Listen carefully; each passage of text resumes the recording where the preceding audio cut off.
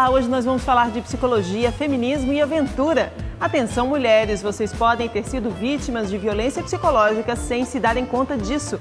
Em estúdio, um papo sobre as pessoas que se sentem encorajadas pela internet. E para fechar, uma viagem de bike até o Alasca. O programa TV Uniceuv está começando agora.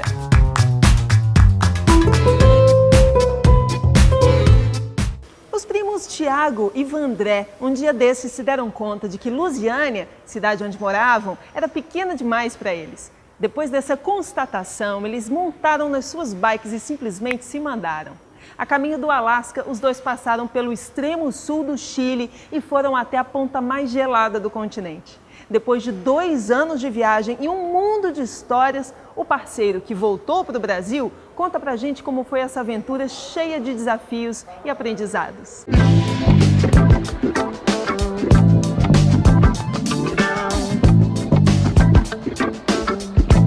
Tiago é meu primo, antes da viagem a gente estava morando aqui juntos e um dia aqui, conversando aqui nesse mesmo lugar que a gente está agora, ele me recordou, na verdade, de um sonho que a gente já vinha falando para ele há muito tempo. Falou para mim, pô, e aquela história de sair de bike, dar um rolê e tal. Aí eu falei, Tiago, é uma conversa muito séria essa que você está tendo comigo agora. A gente começou a vender tudo que a gente tinha, eu vendi carro, vendi moto, vendi o equipamento de esporte que eu tinha, o Tiago a mesma coisa, porque ele também era triatleta do Ironman. Vendeu bicicleta que ele participava de competição e para a gente fazer a viagem. Então a gente comprou tudo que a gente ia necessitar, inclusive compramos, como era marinheiro de primeira viagem, nunca tinha feito uma viagem assim, compramos coisas que durante o caminho a gente viu que isso é necessário, isso não é necessário, e aí a gente foi filtrando durante o caminho, foi deixando coisas para lá, outras coisas foi levando, mas saímos daqui com uma carga de quase 80 quilos na bicicleta, que com uns 200 quilômetros de viagem a bicicleta começou a partir ao meio. A gente saiu daqui no ano de 2016, 1º de junho de 2016. A gente saiu no sentido de Vianópolis, mas assim, não teve, na verdade, a gente não planejou muito por onde ia passar. Desde do princípio, a gente nunca usou GPS nessa viagem. Sempre chegava em uma cidade, perguntava para as pessoas qual era o melhor caminho, por onde passar, onde era mais curto e onde era mais bonito também. Às vezes, isso fazia com que a decisão nossa fosse nesse sentido. E a gente passou em Poços de Caldas, passamos no interior de São Paulo e chegamos em Joinville com 16 dias que tínhamos saído daqui. E depois descemos todo o litoral, desde Santa Catarina até o Chuí. Inclusive foi um dos trechos mais bonitos da viagem. E chegamos no Chuí, aí do Chuí fizemos todo o litoral do Uruguai e aí entramos na Argentina, cruzamos toda a Argentina, pelo meio da Argentina até chegar no Chile, cruzamos os Andes, foram 4 dias para cruzar os Andes, descansamos um pouco em Santiago, depois litoral do Chile, subimos, passando pelo deserto do Atacama, foi por onde entramos na Bolívia, que inclusive foi um dos países mais duros para pedalar por causa da altitude e do clima. Aí passamos Bolívia, depois da Bolívia veio o Peru, depois de Peru, Equador, Colômbia, Panamá, toda a América Central, até o México, Estados Unidos, e na fronteira dos Estados Unidos com o Canadá, a gente descobriu que ia ter que o último trechinho para chegar no Alasca, que era de 400 milhas, tivemos que fazer com ferry boat por causa do mau tempo.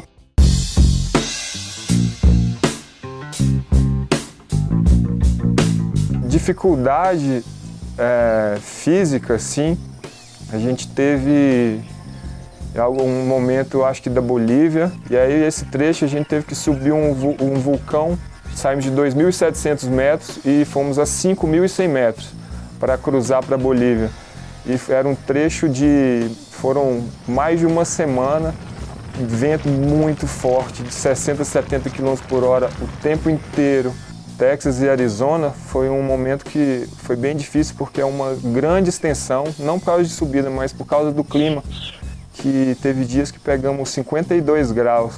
Tinha momentos que eu pensava, falei, cara, eu não vou conseguir, eu vou parar aqui, mas aí vinha aquela coisa assim, falando assim, você não tem opção, você parar aqui agora, você vai morrer no sol. Aí você tirava uma força, não sei da onde, pedalava mais um pouco, até que a gente encontrou um lugar para tomar uma água, descansar e decidiu que a partir desse dia a gente ia pedalar à noite nessa parte. Concluí a viagem, eu acho que tudo correu muito bem, foi um sucesso.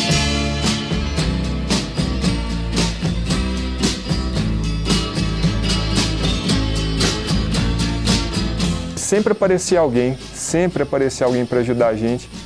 E muita gente que chegava, que nem conheciam a gente, pegavam, nos levavam para dentro de casa com maior confiança, não tinha nenhum motivo para levar a gente, nenhum motivo para confiar igual confiavam. Chegavam, deixavam a gente dentro de casa, entregavam a chave da casa na mão da gente e falavam, ó, tô saindo para trabalhar, aqui tá a despensa, aqui tá a geladeira, fica à vontade. Deixavam e eu trabalhar na maior confiança do mundo. E assim, as pessoas eu acho que assistem muita em noticiários e coisas, não passa coisas boas, só passam coisas. A maioria das coisas que passam são coisas ruins, mas o mundo tem muita gente boa.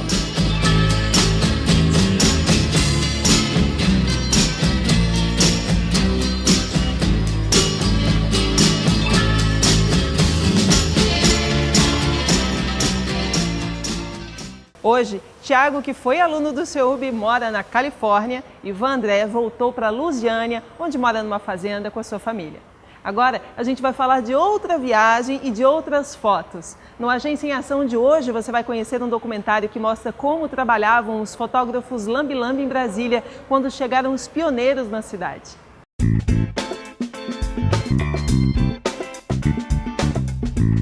Olá, bem-vindos a mais uma Agência em Ação e hoje nós vamos falar sobre fotografia, mas não essa que a gente está acostumada com o celular, uma bem mais tradicional, feita pelos fotógrafos lambe-lambes. Aqui do meu lado está a minha colega Zilta Marinho, que fez um filme sobre isso.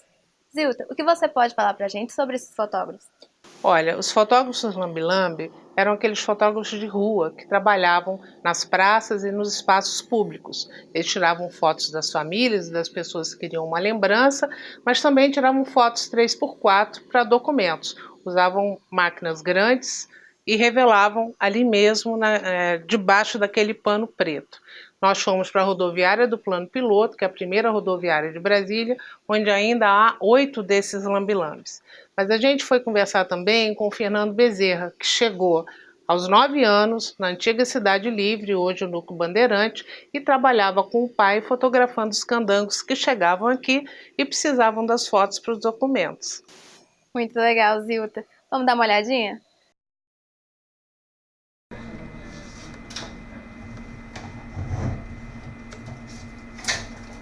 Então, o 3x4 é isso, né? Essa entrega do lambe-lambe, né? O lambe-lambe é um processo vitorioso. Hoje em dia está tudo, né? Tudo evoluindo, né? Hoje em dia tem gente que tira em casa a foto, né? E revela, igual que faz muitas vezes, né? Tem gente que em casa tira foto em casa, né? E traz pelo celular, eu revelo. Manda pelo WhatsApp, via Bluetooth, né? Nós faz tudo. Na verdade, são dois processos do lamber. Existe um filme do processo fotográfico de reportagem, um rolinho no formato 120. Você abre a embalagem original, ele tem uma goma que vem do fabricante. E quando você termina o rolo, você tem que botar aquele rolinho na boca. E para ter certeza que ele não vai se desprender, você pegava aquela fita que é gomada e lambia para você desprender a goma e criar a ligação, né, para lacrar o filme. Gostaram? O filme inteiro está lá no nosso site.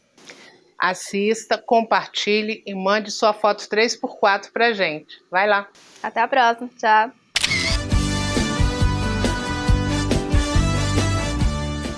E no próximo bloco vamos falar sobre a internet e o exibicionismo. Não saia daí, a gente volta já. Desde que o mundo é mundo, algumas pessoas gostam de se exibir. Mas desde que as redes sociais passaram a fazer parte das nossas vidas todos os dias, esse exibicionismo tomou ainda mais força. Quem explica o porquê é o psicólogo Juliano Lagoas, no estúdio Uniceub. Além de se constituir numa importante ferramenta que facilita a nossa vida, nos permite ter acesso ao mundo de informações, a internet também pode ser uma ameaça. É um território livre, muitas vezes hostil, no qual pessoas mal intencionadas transitam quase sempre sem receio de serem alcançadas, expondo o que tem de pior. Para discutir sobre esse desejo de protagonismo e que as pessoas exibem na internet sem constrangimento, convidamos o psicólogo Juliano Moreira Lagoas, professor do curso de Psicologia do Uniceub. Juliano, obrigado por sua presença, é uma honra, um prazer tê-lo conosco. Obrigado, Henrique. Juliano, a internet é um fenômeno, né? Para o bem e para o mal, ela nos surpreende constantemente. A maneira como as redes sociais vêm sendo usadas, né, pelas pessoas, elas melhoraram a convivência ou se tornaram um instrumento de exibicionismo, né, inconsequente? Bom, Henrique, um fator que deve ser muito considerado ao analisarmos essa situação, que evidentemente é uma situação complexa, que envolve uma série de determinações e que, portanto, exige uma análise complexa, mas como uma primeira aproximação, a gente poderia observar que o modelo de subjetividade vigente nos nossos tempos mudou, né?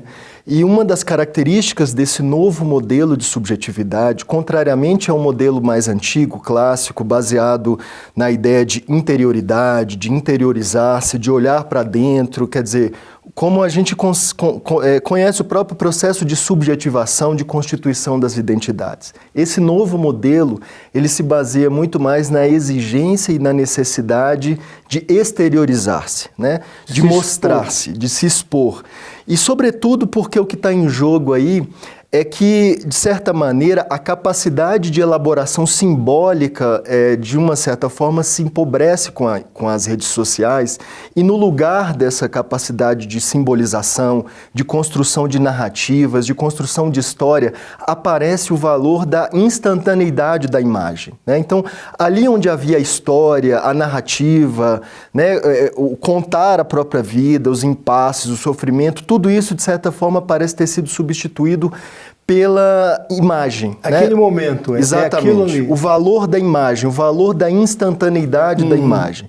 E isso leva, evidentemente, a um nível de superficialização das relações, ao nível de superficialização das narrativas e a um empobrecimento simbólico, né? Esse exibicionismo que a gente falou. Então. Eu acho que esse é um primeiro diagnóstico que a gente pode fazer. Como que as redes sociais, elas se inserem dentro de um contexto de uma mudança no modelo de subjetividade, em que se passa de um modelo mais baseado na ideia de interioridade, de interiorização, para um modelo baseado na exterioridade, na imagem. Mostrar-se mesmo. No mostrar-se, exatamente. Leandro, a série americana 13 Reasons Why, né, ela causou muita polêmica porque trata de um assunto complicado, o suicídio de uma jovem que sofre bullying na escola, enfim. Mas houve casos de pessoas que transmitiram ao vivo, pela internet, o próprio suicídio. O que leva uma pessoa a fazer isso, cara? Isso é interessante e, ao mesmo tempo, instigante, sobretudo para nós da área da psicologia, porque um dos temas tabus que a gente observa ao longo da história da humanidade é justamente o suicídio, né? Quer dizer, de certa maneira, a violência é um fenômeno que não é um fenômeno inumano, quer dizer, a violência faz parte da constituição das relações humanas, mas quando essa violência se dirige contra o próprio sujeito e até o limite de tirar a própria vida, isso se constitui como um elemento de repulsa, né? A gente fica sem saber como reagir diante dessa situação. E eu acho que, mais uma vez, essa mudança de modelo de subjetividade poderia se constituir como um elemento explicativo para essa situação. Quer dizer, na medida em que a subjetividade valorizada é aquela que se mostra, é aquela que aparece, é aquela que é capaz de seduzir o outro, oferecendo imagens, isso se estende em todos os níveis da vida. Nesse ato extremo, né? Exatamente. De tirar a própria vida. Alguns estudiosos têm dito que o inconsciente, que era algo que costumava ser mantido longe dos olhares curiosos, né? Ele agora se exibe na internet. Que efeitos esse fenômeno traz, né, para o conjunto da sociedade? Ou seja, todo mundo mostrando aquilo que ela tem de melhor e o que tem de pior. Eu acho que a gente precisa tratar dessa situação de uma forma tal que a gente pense que o inconsciente, ele sempre vai comportar uma dimensão de algo que é oculto, de algo que não se mostra, de algo que é estranho. Então, sempre que a gente está diante de situações em que o inconsciente parece ter se tornado familiar, me parece que o importante é que a gente passe a procurá-lo em outros lugares. Quer dizer, evidentemente que as redes sociais, elas apresentam dispositivos que permitem uma exteriorização maior, uma expressão maior dessas, tanto, né, como você bem disse, daquilo que é mais interessante quanto daquilo que é mais repulsivo, mas ao mesmo tempo é importante que a gente tenha em vista que o inconsciente sempre vai ser o inconsciente. E, portanto, na medida em que a gente se aproxima demais dele, talvez seja porque ele esteja em outro lugar e não mais ali onde a gente tradicionalmente sempre o procurou. Que tipo de satisfação, e aí vamos falar de, né, recompensa, né? Uma pessoa busca quando ela coloca lá a vida dela, abre para todo mundo a vida dela no Facebook ou no Instagram. Isso pode ser sinal de que essa pessoa tem alguma dificuldade de lidar com a própria realidade? Eu acho que essa é uma hipótese. Seria um sinal para preocupar as pessoas? Eu acho que é um sinal para preocupar, mas não apenas no sentido de que pensamos como algo individual, né? Quer dizer, como algo que diz respeito àquela pessoa. Eu acho que esse exibicionismo, o exibicionismo não é um fenômeno novo na humanidade, né? Exibir-se diante do olhar do outro sempre foi um fenômeno, uma característica importante do ser humano, mas que me parece estar em jogo agora é a necessidade ou a exigência dessa exibição. Quer dizer que parece que todo o ser daquele sujeito depende, ou a existência dele depende dessa ratificação que vem por parte do outro, dessa confirmação de estou te vendo, você é isso mesmo que você diz ser. Né? Então, me parece que o que a gente tem não é um fenômeno novo, mas que com as redes sociais tornou-se um fenômeno exponencialmente mais intenso. Exibir-se, mostrar-se, oferecer ao outro imagens que sejam capazes de capturar o seu desejo. Ok. Leandro, eu queria te agradecer, dizer que foi um prazer enorme tê-lo comigo aqui no nosso programa e vamos conversar mais sobre isso, porque é um assunto muito interessante. Obrigado, Henrique. Obrigado pelo convite e agradeço muito as questões e a oportunidade de batermos esse papo. Até a próxima, então. Aqui termina mais uma edição do Estúdio Uniceub. Entre na nossa página, nos envie uma mensagem dizendo que assunto ou pessoa você gostaria de ver aqui nos nossos próximos encontros. Até domingo que vem, às 10 da manhã, aqui na Band. Até lá! E no próximo bloco, uma entrevista sobre violência psicológica e feminismo com a advogada Carolina Costa. Não perca! Atenção, mulheres! Nós podemos estar sofrendo violência psicológica no trabalho, em casa, sem nem nos darmos conta disso. Vocês sabiam? Ela pode ser tão sutil, difícil de identificar, que parece impossível encontrarmos meios para combater o agressor. Mas os tempos estão mudando e até um novo vocabulário feminista está surgindo. Acompanhe na entrevista sobre violência invisível com a advogada Carolina Costa. Carolina, algumas expressões fazem parte agora desse novo universo pela luta dos direitos feministas e são expressões muito importantes que foram cunhadas nos anos 80, mas que agora tomam um novo peso, se tornam mais populares, principalmente na área do direito, na área da psicologia e na mídia. Explica pra gente algumas delas. Aline, nós temos 3 expressões que têm sido cada vez mais usadas pelo direito e pela psicologia. A primeira delas é o chamado mansplaining.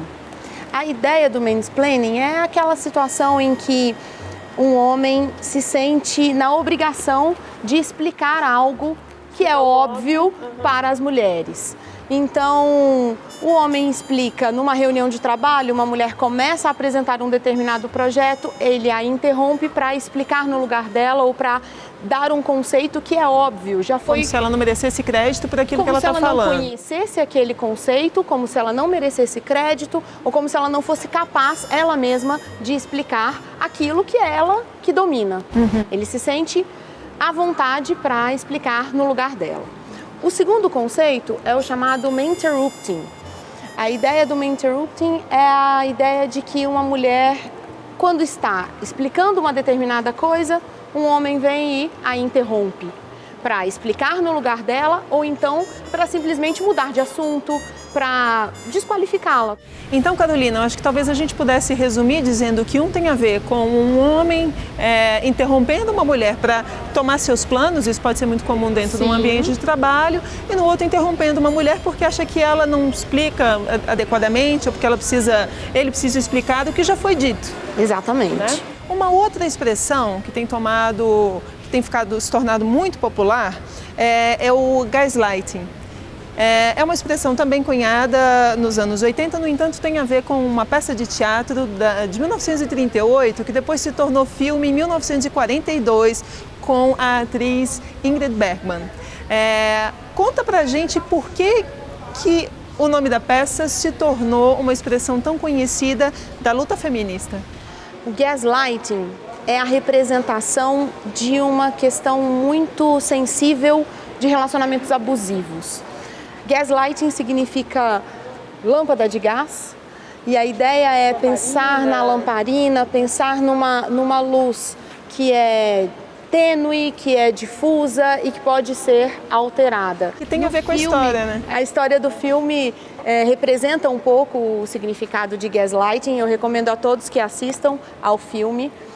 E a ideia para as teorias de gênero significa todo tipo de abuso, todo tipo de demonstração de incapacidade de uma mulher. Então, o homem, num relacionamento, passa a reduzir a força da mulher, passa a dizer que ela não é capaz de fazer uma determinada coisa, que ela não é capaz de fazer alguma coisa sozinha. Mas isso muito no ambiente privado, né? Sim, dentro sim. de casa, numa dentro de casa, numa relação marido e mulher, numa situação em que não há testemunhas. Isso então, pode chegar a extremos, né? A ideia da violência psicológica é justamente uma ideia de que há alguma situação de extremo.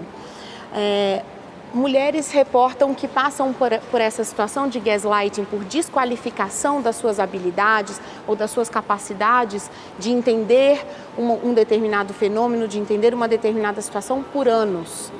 A ideia, o maior exemplo disso é você tá louca. Não foi imagina, isso que eu quis dizer. Isso todo não, dia. E o tempo todo dizer isso, ou então, você não fez o supermercado hoje, a responsabilidade era sua. Eu não posso mais confiar em você. Você não é capaz disso, você não é capaz daquilo, você não é capaz de executar uma tarefa simples, então eu não posso mais confiar em você.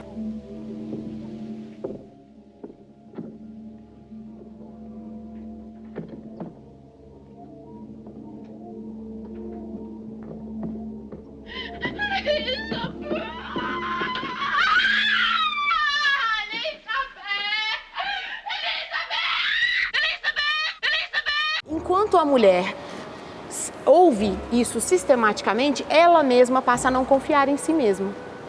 E aí, essa situação de violência psicológica é a fronteira para que se chegue à violência física. E aí a mulher pode acabar ficando bastante deprimida, imagino eu, se afastando da família, dos amigos, isso deve ser muito comum, né? Exatamente. Essa é uma das etapas, a ideia da violência psicológica é uma das etapas do ciclo de violência doméstica, em que a mulher não se sente forte o suficiente para enfrentar uma situação para identificar um relacionamento abusivo e, sobretudo, para sair dele. Essa mulher que às vezes tem dificuldade de entender que isso está acontecendo com ela dentro de casa, como é que ela faz para sair desse círculo vicioso? Porque se às vezes nem a polícia consegue identificar numa conversa o que se passa dentro de casa, né? Há relatos de mulheres que vão à delegacia, contam o que está acontecendo e o delegado, o policial vira e fala, vem cá, cadê o olho roxo? Cadê o braço arranhado? Você apanhou, você sofreu uma lesão corporal? Pois é, como é que a mulher... Infelizmente é muito comum. Pois é, como é que a mulher deve proceder nessa situação em que ela passa por uma situação de violência invisível aos olhos dos outros?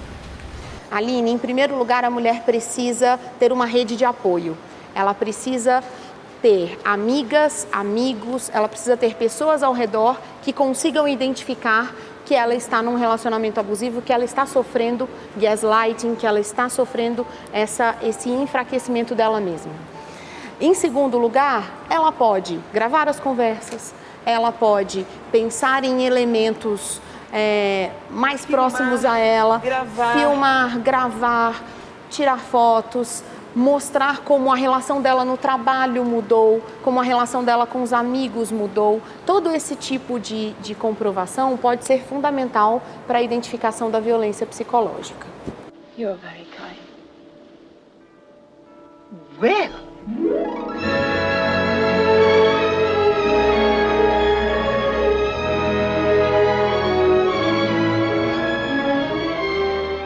Esperamos que você tenha gostado das reportagens do programa de hoje. Se você quiser assistir novamente, é só acompanhar as nossas redes sociais. Todas as segundas-feiras nós disponibilizamos todo o nosso conteúdo no Facebook e no nosso canal no YouTube. Aproveite o domingo, na semana que vem a gente se encontra de novo aqui na Band. Até lá!